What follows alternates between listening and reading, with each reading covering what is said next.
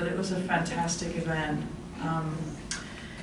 I'm Dr. Kate Hitchcock. I am an associate professor here in the College of Textiles. I teach in the fashion development and fashion design programs. I'm also really proud to be the director of this particular organization. This is our second year of operation, and I'm going to tell you a bit more about the program later on this morning.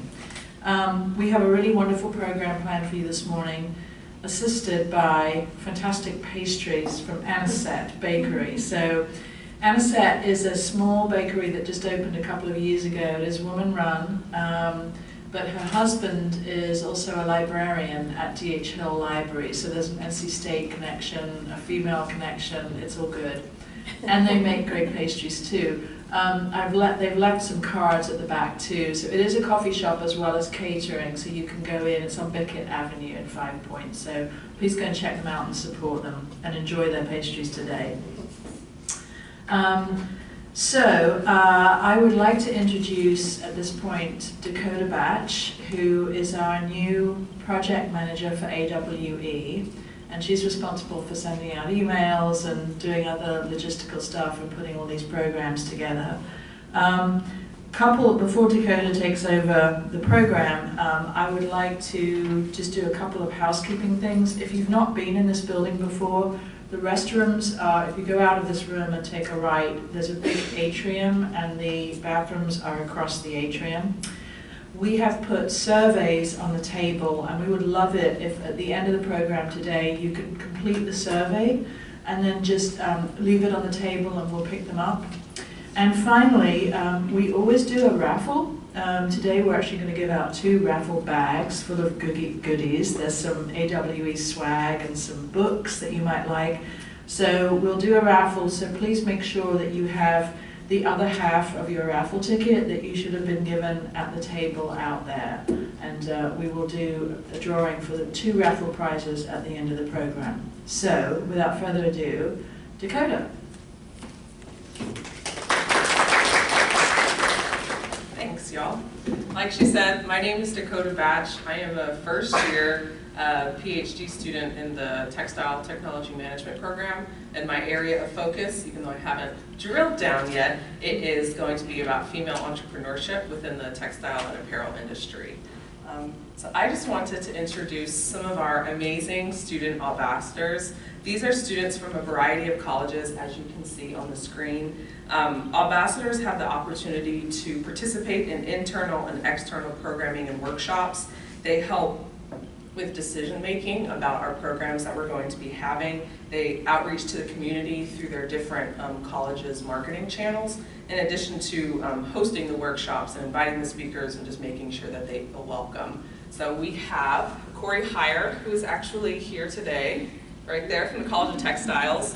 Lauren Boyd, she is outside doing the work, so we're thankful for her. Wilson College of Textiles. Madeline Young, who is one of our speakers today from the College of Engineering. Grace Williamson from Poole College of Management. Stephanie from the Poole College of Management. Rebecca and Irina are both from the College of Veterinary Medicine, and Milana is from the College of Humanities and Social Sciences. And we're always looking for more student ambassadors from different colleges that we are not currently servicing. So if you have any friends that you think would be a great addition, please feel free to have them reach out to us or give us a name and we can reach out to them.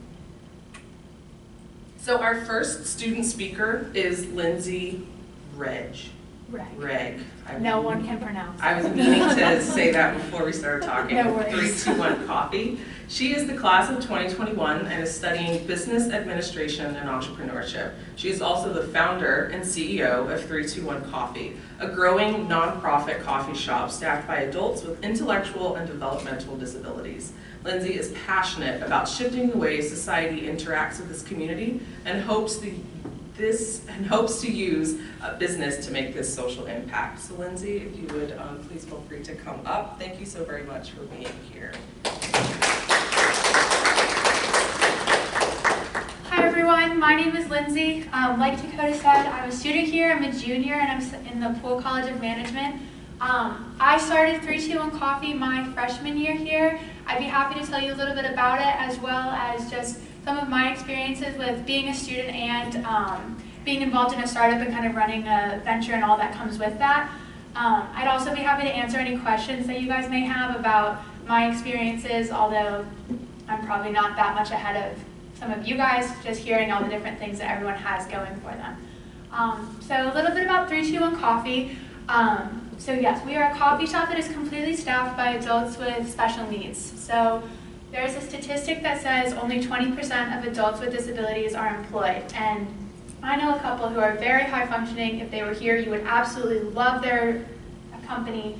And they have jobs cleaning bathrooms or doing dishes. It's all very menial work, which is not great, and no one would want that. They don't feel valued, they don't really feel like they're contributing, and employers don't always know to give them the opportunity to incorporate them into their workplace. So that's really why I wanted to start 321 Coffee. So our mission is to incorporate them into the workplace in a meaningful way. So if you were to come to 321 Coffee, they would greet you, they would talk to you about the organization, they would take your order at checkout, they'd make the change, they would make your iced caramel latte, whatever your order is, they can do it. We're there to support them, and they're learning these great professional skills, which has been incredible to watch them grow, as well as some of them getting opportunities after 321 Coffee. So we started, like I said, my freshman year. I came to school, kind of had this idea, didn't really have anything else like in the works, and I was at lunch one day, and I mentioned this to some friends. These people actually in this picture, and they said, yeah, that sounds really cool, like, I want to help, which was, I wasn't really expecting that response. And so we said, okay, like, what can we come up with? And so we came up with a name, and we made a logo, and we just started working on how can we turn this into something. And obviously we didn't have enough money to jump into a storefront, we still don't, but we figured out a way, like with what we had, what we could make work. So for our first year, we registered as a student org on campus, which is actually still around.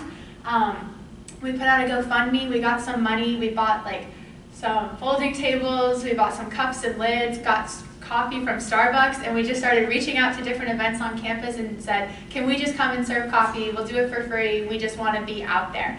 And every time we did one of these events, we would come out with like 3 more opportunities, whether it was other people saying, oh, I would love for you to come to my event, whether it was people saying, oh my gosh, I know someone like in this community, can they start volunteering with you? Or it was someone saying, I'm an artist, if you ever need a mural painted, please let me know, I would love to help.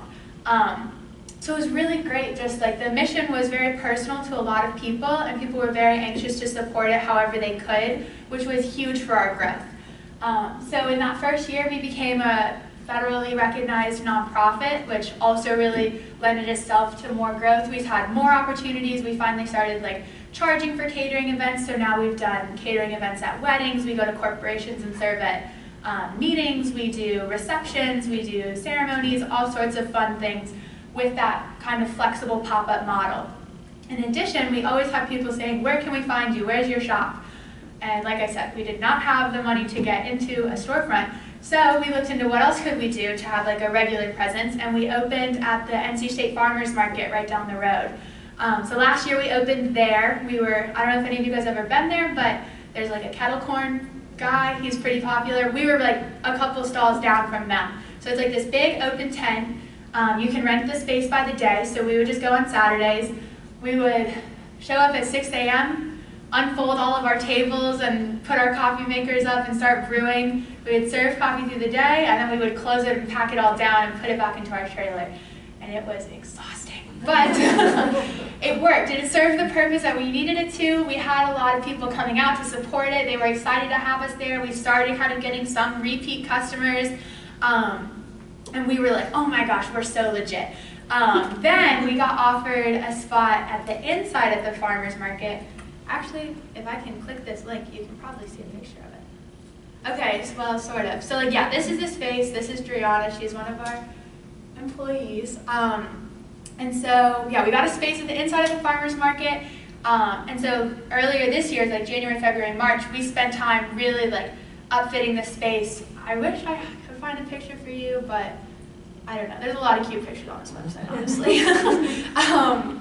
So it looks like a real coffee shop, and it's very cool that it's completely a product of student work. We had a freshman In architecture, do all of the space design, like the design of the actual space. We had a construction engineering student do all of the upfit, so he built this wall, he installed cabinets, we have sinks, we got some capital to get an espresso machine, so now we can do lattes, we have cold brew.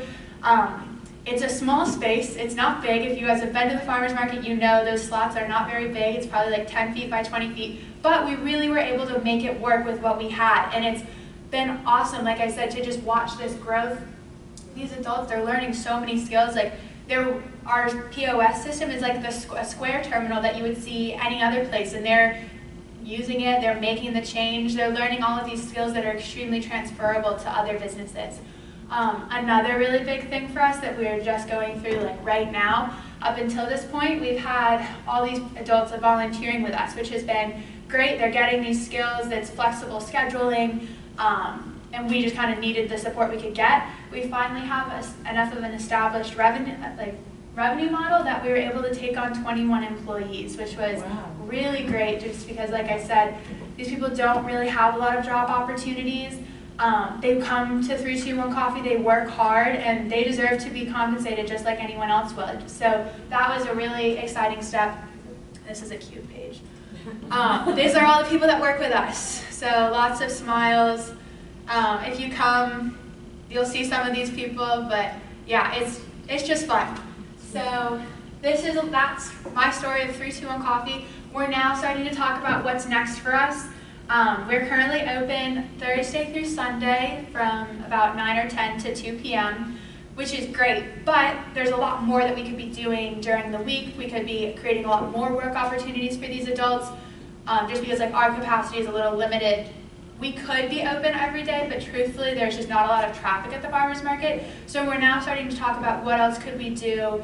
Could we, we're starting to talk about more established catering events, as well as the potential of getting into a storefront, which would just be such an exciting next step for us. Just a lot of things to get together before we can do that. So yes, that is my story of 321 Coffee. Like I said, I started this my freshman year, so and all those other students that are helping are also students here at NC State. We have had a number of adults in the Raleigh area on campus. Some even just reach out and say, I want to support you guys, but the advising has been incredible. Jennifer Capps is actually one of our advisory council members. Like I said, people are so generous and they want to help. It's just a matter of getting connected with them. Yeah. Do you guys have any questions about 321? I'd also be happy to talk about some of what I've learned of being a student and managing a venture. Yeah? How do you balance it being a student? Yeah. So I came into school wanting to go to med school, studying biomedical engineering, and so at that point I was completely in classes, I was in these Orgo classes, and then I would kind of have to completely shift gears and switch to okay, logos. And that was a lot to just kind of have these two worlds. I fell in love with the entrepreneurial process of having this problem and juggling all of these problems that come up and continually problem solving and wearing all these different hats, and it was such rewarding work that I switched majors to entrepreneurship, which has been, first of all, extremely fun for me. I'm so interested in all of the classes, but especially now that I'm getting into some of the upper level classes, it's very cool how I'm in these marketing classes, and what I'm learning about in the class, I've done with 321 Coffee. And so I kind of did it with here just because, I thought this would be a good idea, but now I'm really learning the actual steps. So that's been fun to just kind of help bridge the gap. I would also say time management is huge, but that's the same with anything. If you're really involved in sports team, if you're really involved in debate, whatever you've got to do, we are still students, we still have to go to class, which can sometimes be a drag, but something you got to get through. So just saying, I live on Google Calendar, I would say is a big key for the way that I do it.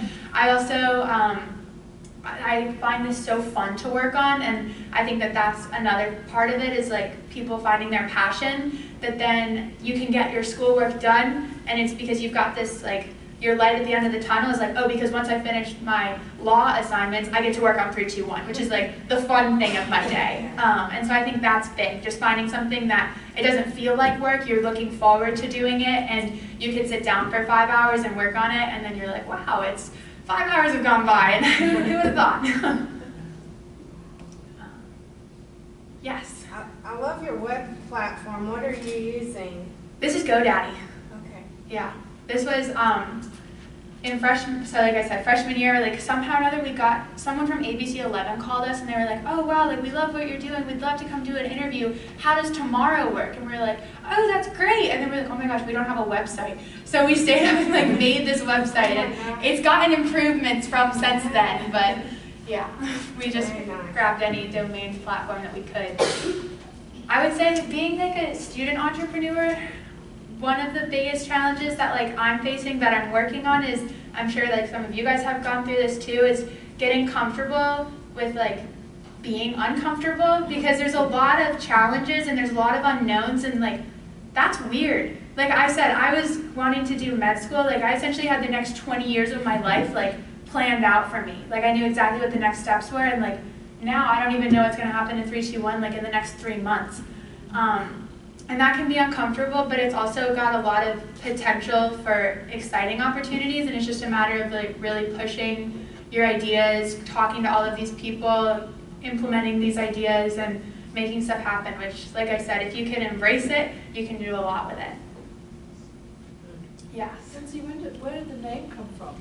Yes, so the 321 actually represents Down syndrome, being the 3rd copy of the 21st chromosome. So a lot of the adults we work with have Down syndrome, but we're not exclusively working with adults with Down syndrome. We've got adults with autism, epilepsy, spina bifida, stuff that I don't even know if there's a specific diagnosis, but it just kind of goes to show that we are really trying to keep that on the forefront of our business and not have them tucked away folding napkins. Yes. Is there a philanthropy component with it, to where you partner with any other organizations that also do work? Yes, so we partner with Gigi's Playhouse, which is a local Down syndrome advocacy group. That was our first connection to a lot of the adults looking for work opportunities. We also partner with Life Experiences, which is a day program for adults with disabilities. It's in Cary, and they do a lot of different services, but we use them. They make baked goods and they package them, and so we buy their baked goods to support that mission. Also, our coffee beans are locally roasted from Oak City Roasters, and he works with adults with autism. So we really try and find as many ways as we can to support the community, because there are a lot of other organizations working in a similar capacity. Yes. Can you talk a little bit about balancing doing good with running a business and how they? Yeah, so that is a really good question, because it's hard. I mean, from a business, if you think about a typical business, and typically the mission is to maximize your profits, right? We are not doing that at all. Like I said, that space is tiny. It could probably be staffed with 2 adults, someone working checkout, someone making the drinks. We staff it with 4 baristas and 1 manager. So right there, your labor costs are huge.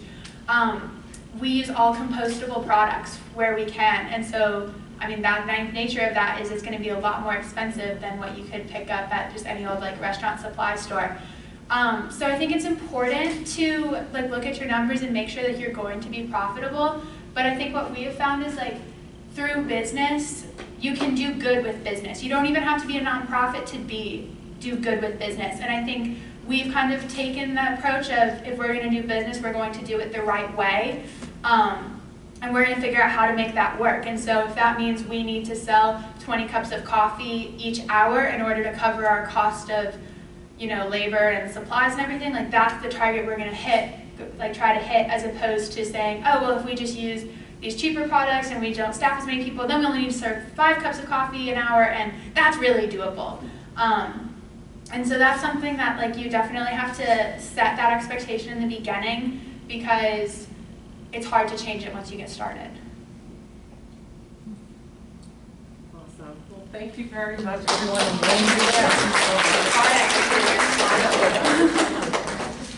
We just have a small thank you gift for you. We appreciate you taking the time to come talk to us. Yeah.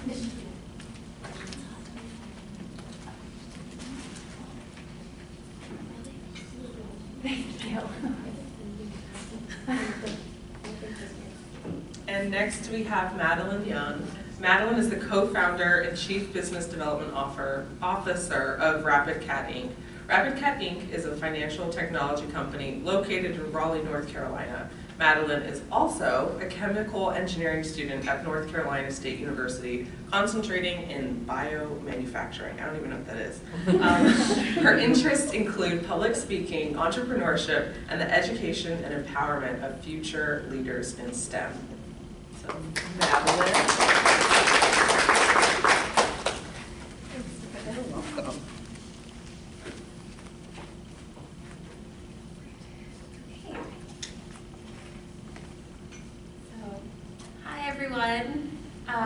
Thank you, Dakota, for the introduction.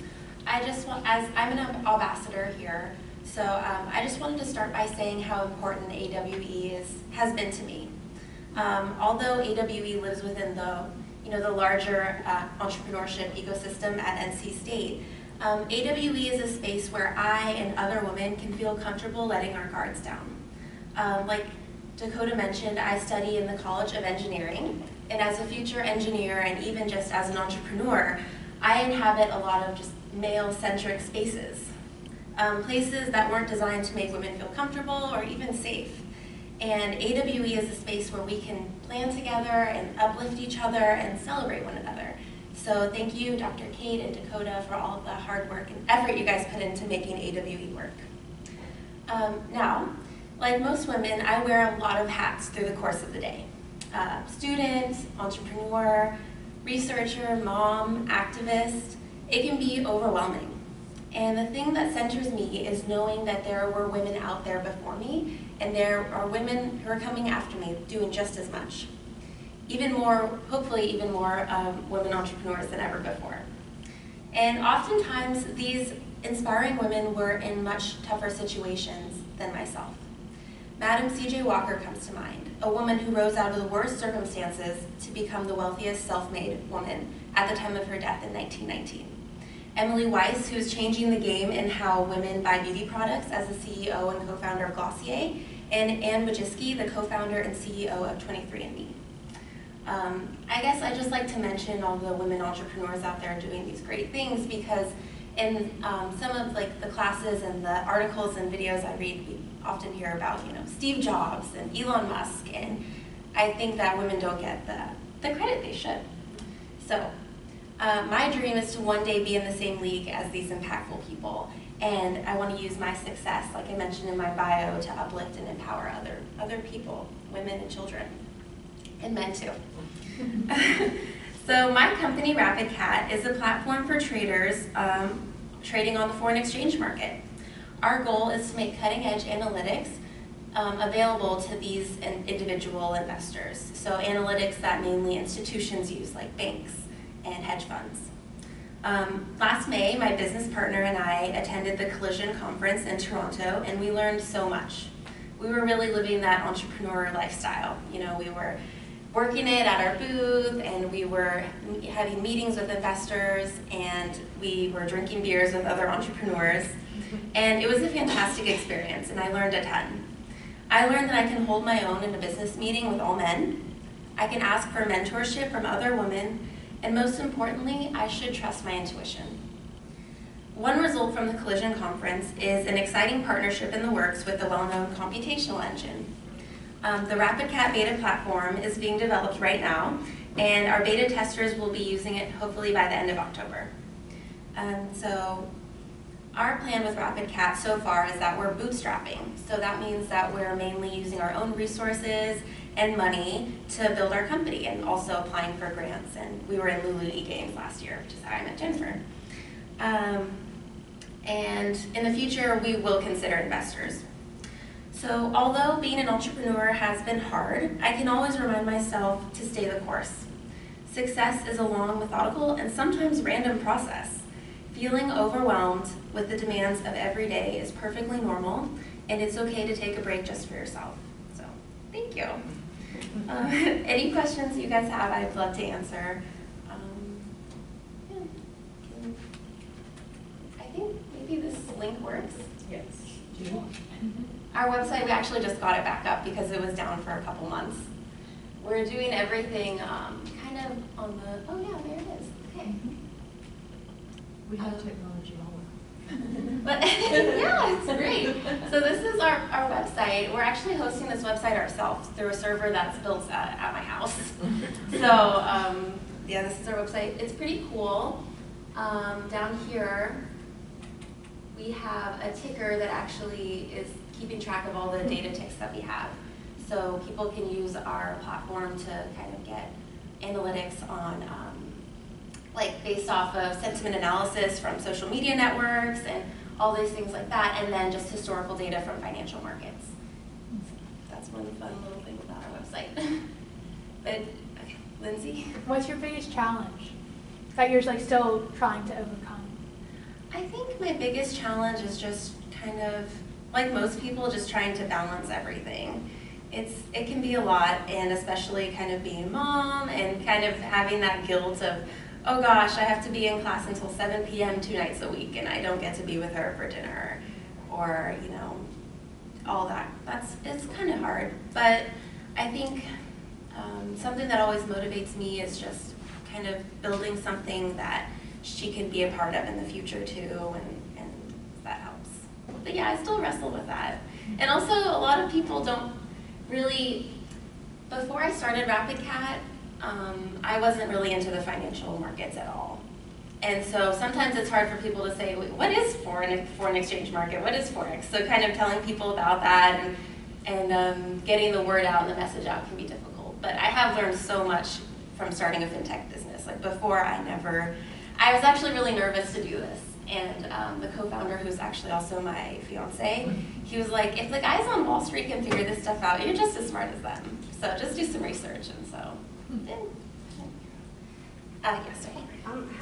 How did you go from chemical engineering to finance? This is a leap to me. I'm fascinated. Yeah, it is a leap. I mean, I love chemical engineering. I started doing that because I really wanted to help people. I wanted to go to med school too.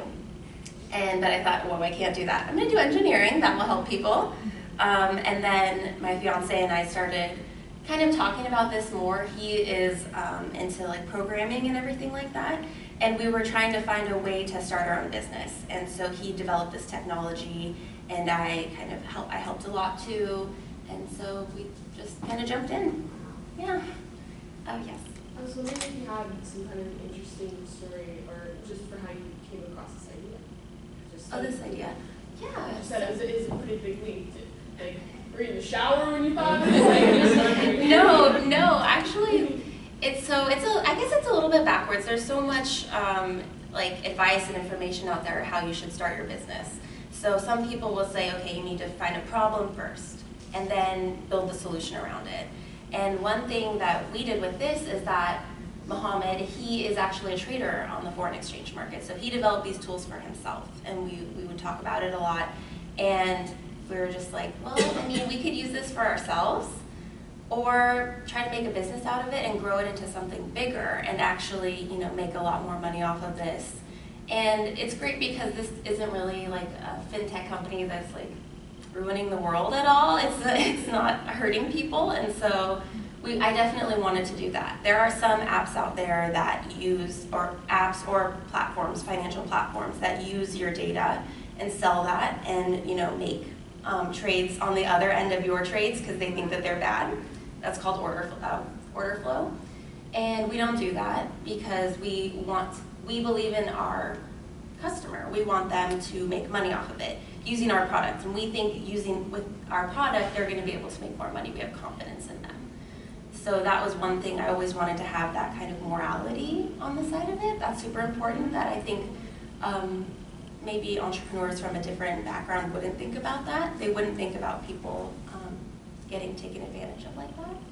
So, that's part of it. Dakota? Could you talk about that confidence aspect? I know we've had conversations in the past, but being in meetings where you kind of just have to just get it. Could you talk about that and how you developed kind of your confidence, I guess? Yeah. Okay, I have a little bit of a funny anecdote that's a little bit heart-wrenching at first. But so when we were at Collision, we had our booth, and it started at 7:30 in the morning. So I was barely awake at 7:30. And so we had just gotten there, and Mohammed stepped out to grab a muffin. I was like, okay, I can do this. No one's here. I'm fine. And then all of a sudden this top investor from Silicon Valley comes by, who I have no idea who he is. I didn't know until after he had left, but he comes right up to me and he's like, so what's this? What's your business? Is it about cats? And I was like, no. And so I went into my spiel, and you know, I was still kind of really tired and like fresh from the morning, and I was still asleep basically. And he said, okay, you know, I don't think you found your sweet spot, and then just walked off. So for somebody who, you know, puts as much effort and like heart and soul into something, that was very kind of, I was like, what an asshole. Oh my gosh, you know. And so when Muhammad came back, I was like, please excuse me. And so I went to the bathroom and I cried, you know, for like a minute. And then I just was like, hey, I'm not gonna let this guy make me feel like this. I do know my business. It was just a bad moment. And so I was like, okay. So I just left the bathroom, walked out, and I was like, I'm gonna have an awesome day.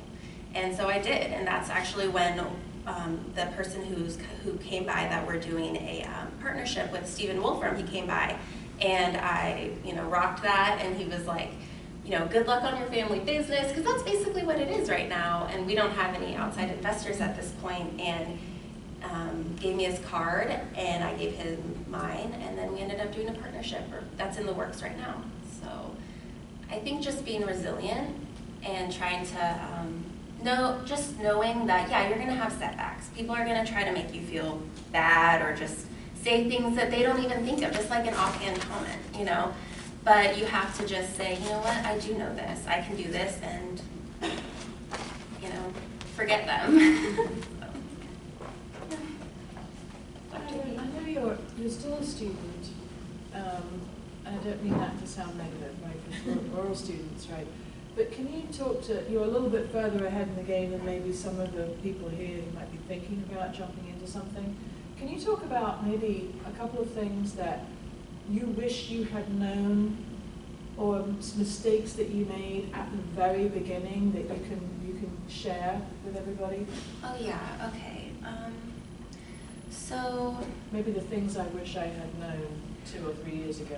Or yeah, so I think one thing that can be difficult is having an idea or a concept that's very complicated. So this is we're still kind of trying to parse down our message in a way that isn't complicated, but is still technical. So I think being able to, if you're pitching to people, just kind of making it less complicated. Another thing is, don't be afraid to jump in. Like I think you guys mentioned before, wow, that's like a big leap. And it totally is. You know, I didn't know a ton about this before I started, but I like to take chances, and that I think we should not be afraid to take chances too. Yeah. I guess that's not the best advice. I don't know. I'm trying to think. I have learned so much in the past couple years, but it really it's just mainly been confidence and not being afraid to ask people for help as well. That's a big thing. I think sometimes you're afraid to ask a dumb question, and you know what? Who cares if you look dumb? Yes, Jennifer. When you're at things like Lulu E-Games and these conferences, you get a lot of ideas thrown at you. Have you always been comfortable saying yes or no, or did you have to learn to get comfortable saying no to new ideas? Like how I should change my business. Yeah, like I know you get a ton of, you should do this, you should do this. Have you thought about moving here? Yeah, I mean, I definitely do think of all of those when they're mentioned. I do take that into account, and I think what you see now is kind of an amalgamation of that in a way. I think I take the good ideas and I say, yes, like we can do that, and then the kind of bad ideas, I just like, no, kind of stay the course in a way. You have to be confident in what you're doing, because there are always going to be people saying, you know, you shouldn't do that, or maybe you should try, you know, doing something like this, and you have to be confident in doing that. Also, not having investors too, not taking investors that could possibly lead you down a path that you don't want to go down. That's something I'm personally worried about. So we will probably start looking for investors after we have clients, you know, maybe around 20 to 50 clients, just so we have that leverage of being able to pick and choose the best ones for us and not just kind of going out there and saying, please help us, you know, kind of being in the driver's seat in a way. So that's... Thank you very much. Gift that I think you're personally going to enjoy. Hearing about I was like tearing up in the back, like, oh, I love your story so much. And it's okay to cry. Who developed your logo? So we did that through 99design.com. Yeah, I like it a lot. I do like it. I like cats, so I definitely like it. It kind of, it used to look more like North Carolina, but we did kind of condense it a little bit. But if you think of it stretched out, it kind of looks like North Carolina. I just realized it's a cat. Yeah. Panthers. I'm so slow. And we'll have Dr. Kate come up and speak about AWE in addition to different entrepreneurial organizations that can help students. Great.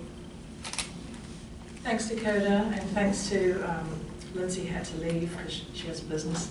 Madeline, wonderful, wonderful staff. So I'm not going to take too much of your time, but since this is the first meeting of the year, I'd like to just go over all the wonderful opportunities that we have here at NC State.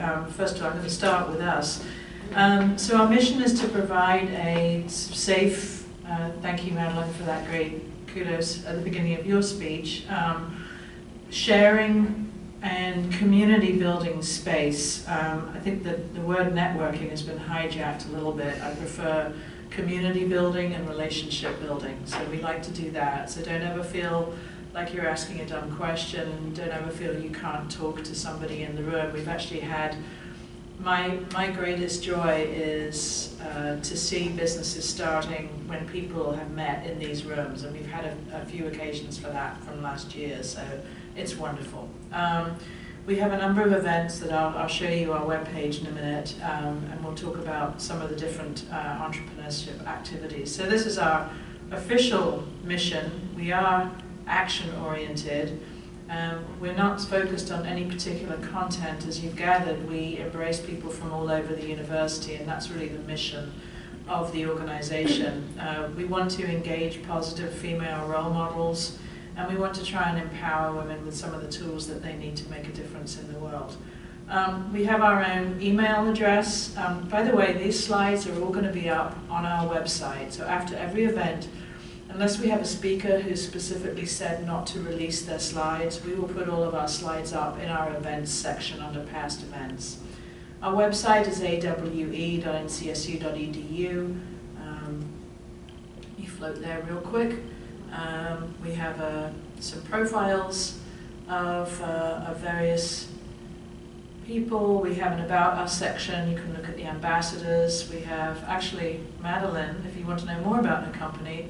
She is our woman to follow right now. Previously we had Emily Neville from Reborn. She's going to be one of our speakers in November. And we'll be changing that out soon. Here's our events page. So all of our events are free.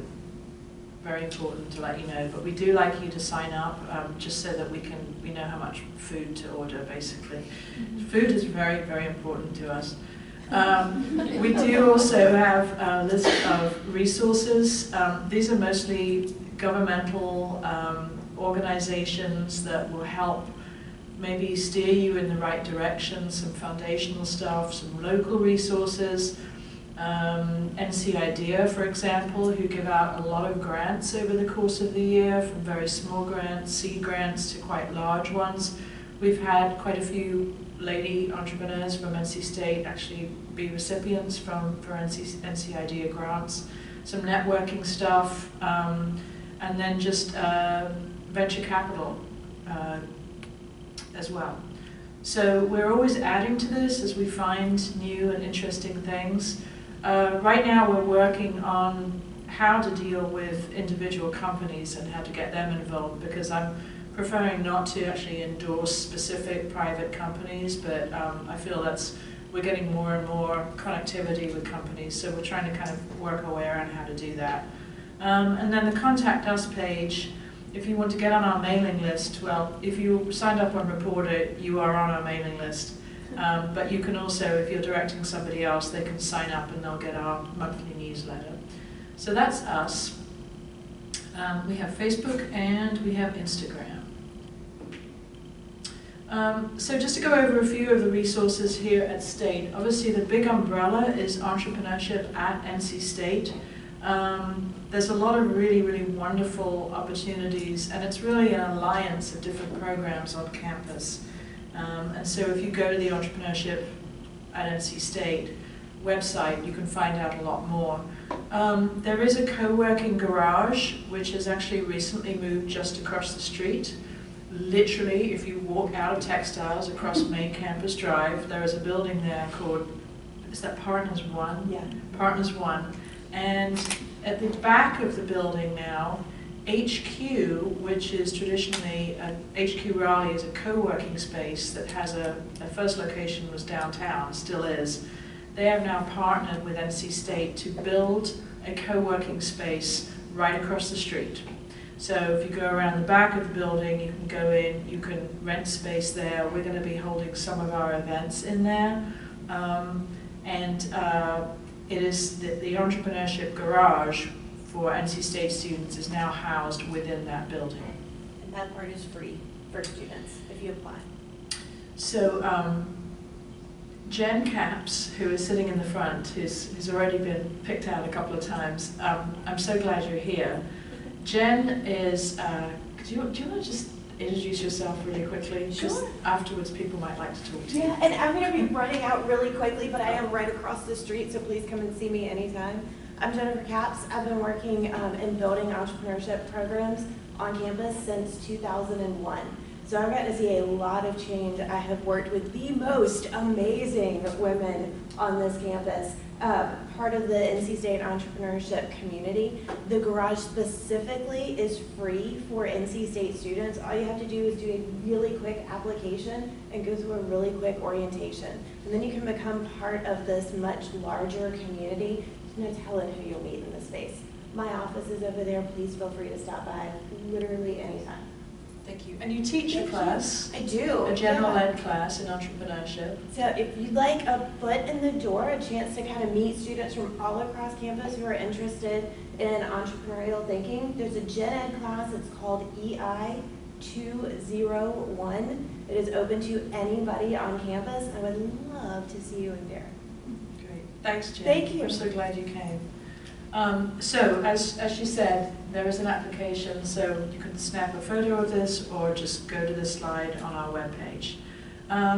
If you are a hands-on maker type person, please know that there are two fabulous maker spaces, both in D.H. Hill and Hunt Library, and they have a lot of activities. They have their own web pages within the library webpage, and there's a lot of fun stuff that goes on. They have some hackathons, makeathons that go on during the course of the year. And again, this is all free to students. I've been in there and played with 3D printing, and it was very cool. The Entrepreneurship Clinic, which is part of the Poole College of Management, matches students in Poole with startups in the area, and they actually have a base at HQ Raleigh. There is a business entrepreneurship minor that's available to students within the Poole College of Management, which is a more formal academic program. There's the Albright Entrepreneurship Village, where you actually live and breathe entrepreneurship. Are any of you guys Albright people? I know we have one person in textile, fashion design, who's in the village. So this is where you live in a dorm that is, and you're exposed to different entrepreneurial activities throughout the year. There is a minor program in entrepreneurship in the arts that's housed within the Department of Music. It is a 15-credit minor, so students who are engineers, but they also like music, or they're 2D or 3D artists. A lot of students, we have a lot of students from fashion who take this as well. So Dr. Beckman, who's the coordinator of that program, and then Katie Brown, who's another instructor, they help students really kind of take their artistic ideas and how to make a business out of that, write a business plan, and then explore how to work with artists in the community. We have the Institute for Nonprofits, which has a social entrepreneurship aspect.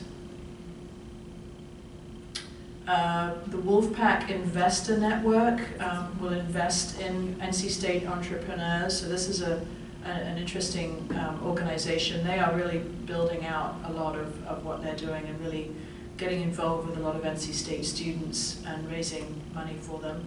And then this is a new one that we just found out about in College of Agriculture.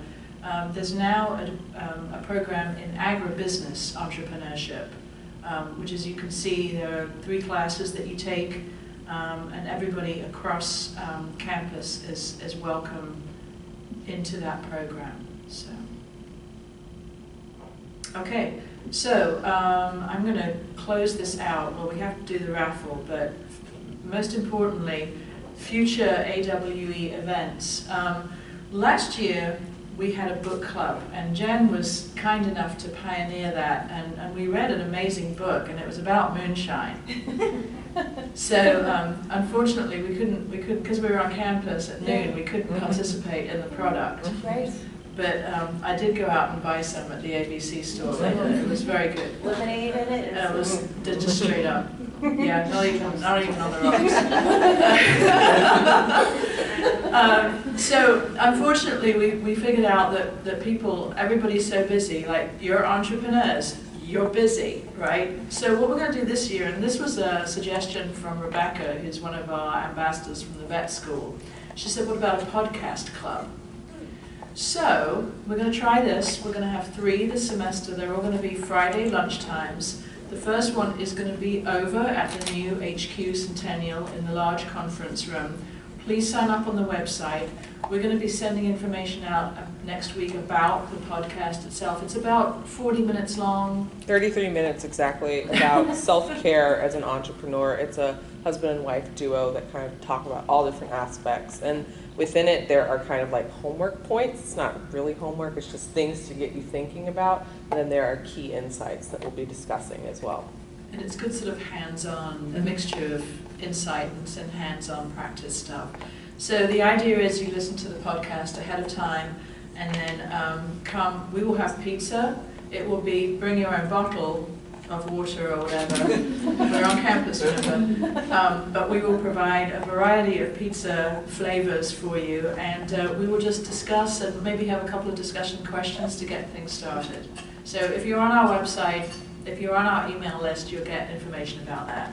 Our full workshop, which is going to be our big event for this semester, is going to be on Friday the 22nd. That also happens to be Global Entrepreneurship Week. That is the week before Thanksgiving. There will be a ton of stuff going on around campus.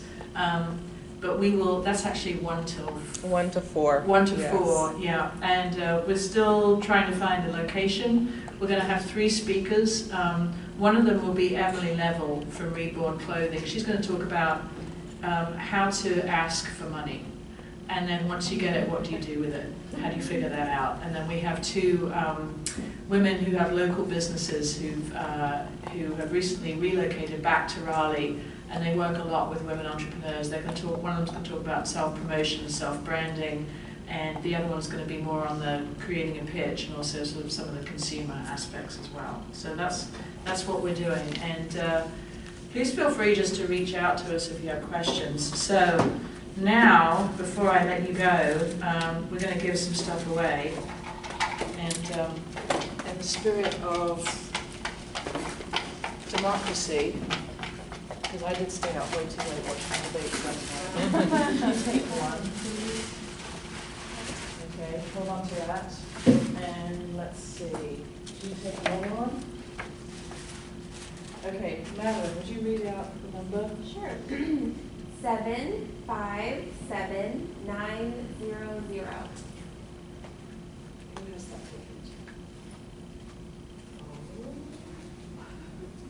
I hope I did the raffle correctly. I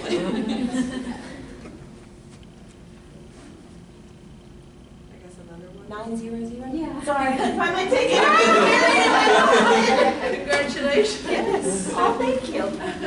So there's some AWE merch in there, and also this year we're giving away books on entrepreneurship as well. A couple of them are on the table, so. This book is like, it kind of changed the way I think about myself, so I really hope. Ooh. It's called the, yes, it's awesome, Confidence Code. Great. Woohoo! And the Thank second you. one? 757903. 903. Yay! It's the back of the room.